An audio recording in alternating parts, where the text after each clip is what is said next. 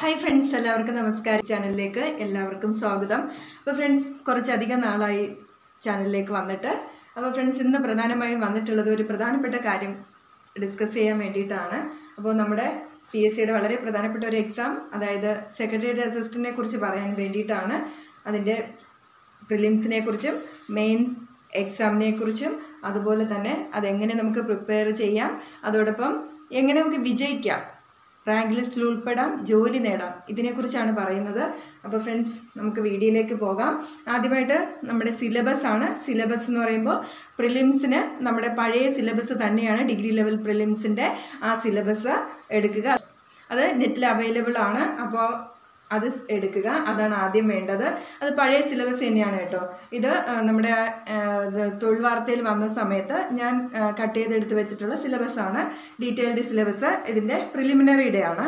ഇനി ഉള്ളത് വളരെ പ്രധാനപ്പെട്ട ഒന്നെന്ന് പറയുന്നത് മെയിൻസ് ആണ്. ഇവിടെ മെയിൻ സിലബസ് വളരെ വ്യത്യസ്തമാണ്.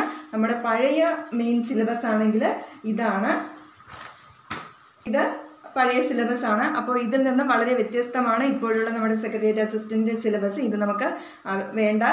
ഇവിടെ പുതിയ ഇത് പ്രസിദ്ധീകരിച്ചിട്ടുണ്ട് PSC. ഇതാണ് ആ സിലബസ് എന്ന് പറയുന്നത്. സെക്രട്ടേറിയറ്റ് അസിസ്റ്റന്റ് മെയിൻ പരീക്ഷ പ്രധാനപ്പെട്ട കാര്യം എന്ന് പറയുന്നത് ഇത് 2 പേപ്പറാണ്.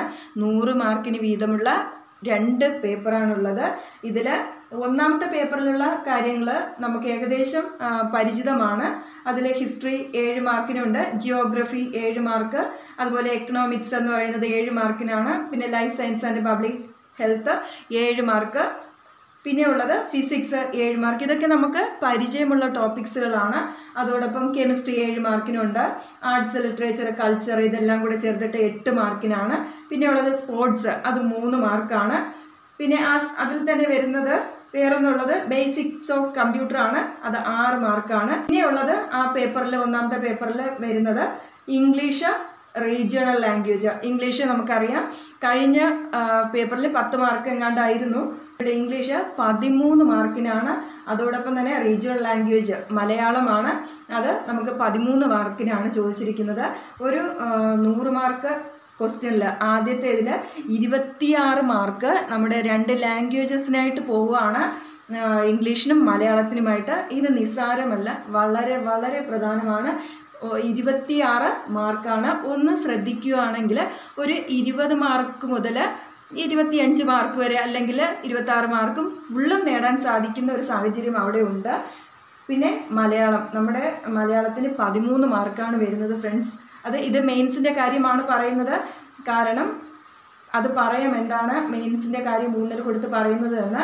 ഇവിടെ ഈ മെയിൻ പേപ്പർ നമ്മൾ ഒന്നാമത്തെ പേപ്പറിൽ 26 മാർക്ക് ലാംഗ്വേജസിനാണെന്ന് പറഞ്ഞു. അവിടെ നമ്മുടെ മലയാളത്തിന് 13 മാർക്കുണ്ട്. ഈ 13 മാർക്ക് നമുക്ക് നമ്മുടെ മദർ ടങ് ആയതുകൊണ്ട് കിട്ടും എന്ന് വിചാരിക്കരുത്. എങ്കിലും നന്നായിട്ടൊന്ന് ശ്രദ്ധിക്കുകയാണെങ്കിൽ 10 മാർക്കിൽ കൂടുതൽ നേടാൻ സാധിക്കും. ഒരു ആവറേജ് ലെവലുള്ള ഒരു കാൻഡിഡേറ്റിന് ഒരു 8 മാർക്കൊക്കെ നേടാൻ സാധിക്കും. 8 മാർക്കിൽ കൂടുതലൊക്കെ നേടാൻ സാധിക്കും. നമ്മുടെ മദർ ടങ്ങിൽ കിട്ടും. പക്ഷേ അതുപോലെ ഇംഗ്ലീഷിൽ നേടാൻ സാധിക്കണമെന്നില്ല. അവിടെ ഇത്തിരി ബുദ്ധിമുട്ടുണ്ടാകാൻ സാധ്യതയുണ്ട്. പ്രത്യേകിച്ച് നമ്മുടെ വൊക്കാബുലറി പാർട്ട് വരുമ്പോഴേക്ക്. നമ്മുടെ ഗ്രാമർ പാർട്ടാണെങ്കിൽ ഏകദേശം നമ്മുടെ എല്ലാവരും ചെയ്യും.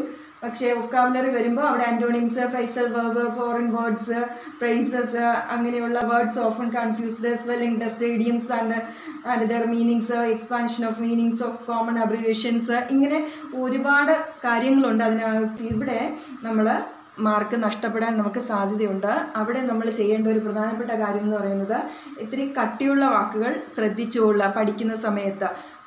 നമ്മുടെ ഏതിനൊക്കെയാണ് നമ്മുടെ സിനോണിംസ് ആൻറ്റോണിംസ് ഒക്കെ വരുമ്പോൾ അവിടെ ഇത്തിരി കട്ടിയുള്ള വാക്കുകൾ ശ്രദ്ധിച്ചുകൊള്ളുക. അതിൻ്റെ മീനിങ്സ് മനസ്സിലാക്കുക. അവിടെ ആപ്ലിക്കേഷൻ ലെവൽ ക്വസ്റ്റ്യൻ ആണെങ്കിൽ ഒരുപക്ഷെ നമുക്ക് അതിൻ്റെ മീനിങ് വായിച്ച് മനസ്സിലാക്കിയതിന് ശേഷം നമുക്ക് ഓപ്ഷനിൽ നിന്ന് എടുത്തെഴുതാൻ പറ്റുമായിരിക്കാം.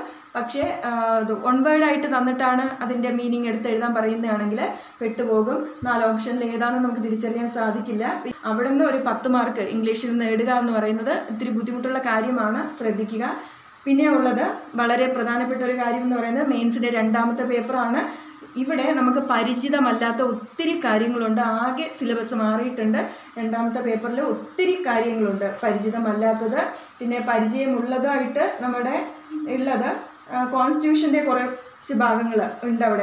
അവിടെ പരിചയമുള്ളത് എന്ന് പറയുന്നത് കോൺസ്റ്റിറ്റ്യൂഷൻ ഓഫ് ഇന്ത്യ ഉണ്ട്, അത് 12 മാർക്കിന് അതെന്ന് ചോദിക്കുന്നുണ്ട്. പിന്നെയുള്ളത് എൻവയോൺമെൻറ്റൽ ലോസ് ഇൻ ഇന്ത്യ, അവിടെ 10 മാർക്കിനാണ് അതിൽ വരുന്നത്. പിന്നെ എൻവയോൺമെൻറ്റ്, ക്ലൈമറ്റ്, ഡിസാസ്റ്റർ മാനേജ്മെൻറ്റ് അതെല്ലാം 10 മാർക്കിനാണ് ഉള്ളത്. Kerala model economy and development, ഇതൊക്കെ പുതിയ ടോപ്പിക്സ് ആയിട്ട് ഫീൽ ചെയ്യും, പുതിയ ടോപ്പിക്സ് ആയിട്ടാണ് തോന്നുന്നത്. അതുപോലെ തന്നെ ഇതൊക്കെ സ്പെഷ്യൽ ടോപ്പിക്സ് ആണ് കേട്ടോ. ഒന്ന് നമ്മുടെ കോമൺ ആയിട്ട് എല്ലാവർക്കും അറിയാവുന്ന ടോപ്പിക്സാണ് ഫസ്റ്റ് പേപ്പറിൽ വരുന്നത്. സെക്കൻഡ് പേപ്പറിൽ ഇത്തിരി ബുദ്ധിമുട്ട് അറിയാത്ത ഭാഗങ്ങളൊക്കെ ഉണ്ട്, പുതിയ ടോപ്പിക്സ് ഒത്തിരി ഉണ്ട്, അത് സ്പെഷ്യൽ ടോപ്പിക്സ് ആണ്. പിന്നെ ഉള്ളത് ഇതിന് നമുക്ക് ചെയ്യാൻ പറ്റുന്നത് പരമാവധി ഇതുമായി ബന്ധപ്പെട്ട് വരുന്ന ആർട്ടിക്കിൾസൊക്കെ വായിച്ചു വെക്കുക. ഈ പേപ്പറിന് വേണ്ടിയിട്ട്, സെക്കൻഡ് പേപ്പറിന് വേണ്ടിയിട്ട് പരമാവധി ആർട്ടിക്കിൾസ് വായിക്കുക. അതോടൊപ്പം തന്നെ ഗവൺമെൻറ് പ്രസിദ്ധീകരണങ്ങൾ വായിക്കുക.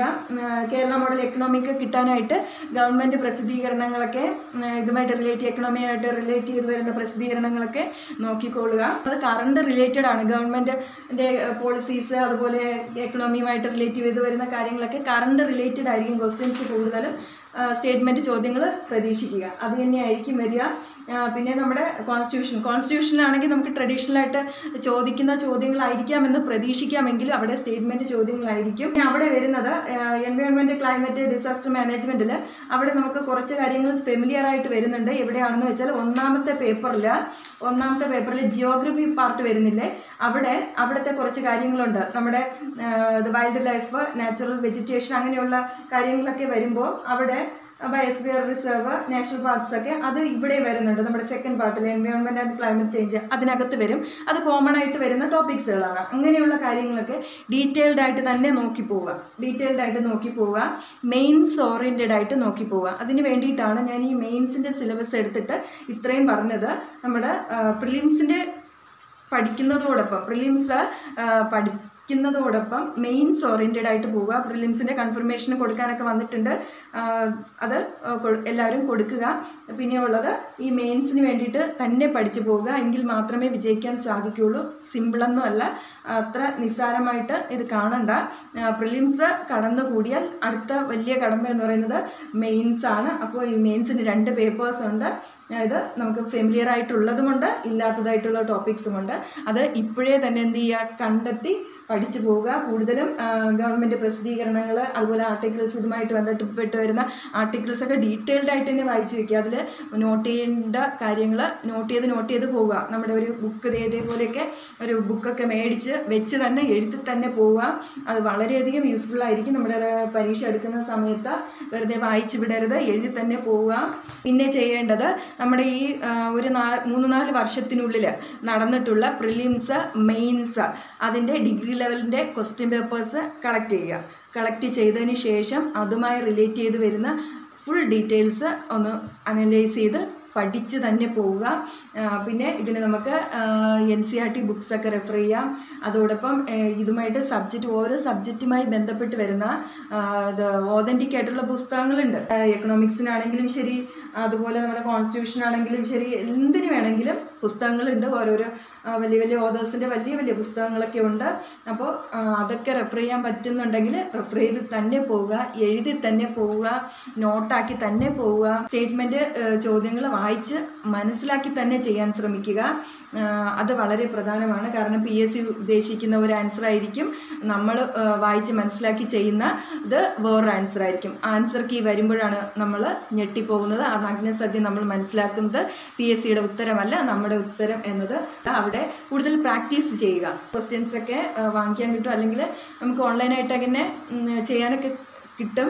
അതൊന്ന് നമ്മൾ അതിന് വേണ്ടിയിട്ടൊന്ന് മെനക്കെട്ട് നോക്കണം. അത് തന്നെയാണ് വേണ്ടത്. ഒരു സ്റ്റഡി പ്ലാനൊക്കെ ഉണ്ടാക്കുക, അതിനനുസരിച്ച് തന്നെ പഠിക്കുക. തീർച്ചയായിട്ടും വിജയിക്കാൻ സാധിക്കും. നമുക്ക് പറ്റാത്തത് എന്താണുള്ളത്. ഈ സിലബസൊക്കെ കണ്ടിട്ട് അയ്യോ ഇതെന്നെ കൊണ്ട് പറ്റില്ല എന്ന് പറഞ്ഞ് പിന്മാറരുത്. അവിടെ നമ്മൾ പരാജയപ്പെട്ടു പോകും. അങ്ങനെ ചെയ്യേണ്ട. പൂർണ്ണമായിട്ടും ഇതിനൊപ്പം തന്നെ പോവുക. അത് നന്നായിട്ട് വർക്ക് ചെയ്തു പോവുക. തീർച്ചയായിട്ടും വിജയിക്കാൻ പറ്റിയത് തന്നെ ചെയ്യും. കാരണം ഇത് നമ്മളെ പോലെയുള്ളവർ തന്നെയാണല്ലോ ഇത് എഴുതുന്നത്, വിജയിക്കുന്നതും. അപ്പോൾ പിന്നെ എന്താണ് നമുക്ക് പറ്റാത്തത്? നമ്മളെ കൊണ്ട് സാധിക്കാത്ത എന്താണ്? നമുക്ക് വിജയിക്കാൻ പറ്റാത്ത എന്താണ്? തീർച്ചയായിട്ടും പറ്റും. അപ്പോൾ പിന്നെ ഇതിൻ്റെ നിയമന സാധ്യതയൊക്കെ ആയിരിക്കും വേറെ ചിലർ മനസ്സിൽ കാണുന്നത്. ഫ്രണ്ട്സ്, അതൊന്നും കാര്യമാക്കേണ്ടതില്ല. എത്ര നിയമനം നടന്നാലും ആദ്യത്തേതിൽ നമ്മൾ എത്തുക എന്നതായിരിക്കണം നമ്മുടെ ലക്ഷ്യം. അങ്ങനെയാണെങ്കിൽ തീർച്ചയായിട്ടും നമുക്ക് വിജയിക്കാൻ സാധിക്കും. അപ്പോൾ ഫ്രണ്ട്സ്, ഇന്ന് ഈ വീഡിയോയിൽ ഇത്രയാണുള്ളത്. സ്റ്റഡി പ്ലാൻ വേണമെങ്കിൽ പ്രിപ്പയർ ചെയ്ത് ഇടാം ഒരെണ്ണം. അപ്പോൾ സമയക്കുറവായിരുന്നു എല്ലാത്തിനും കാരണം. ഫ്രണ്ട്സ്, എന്തായാലും okay, bye, all the best.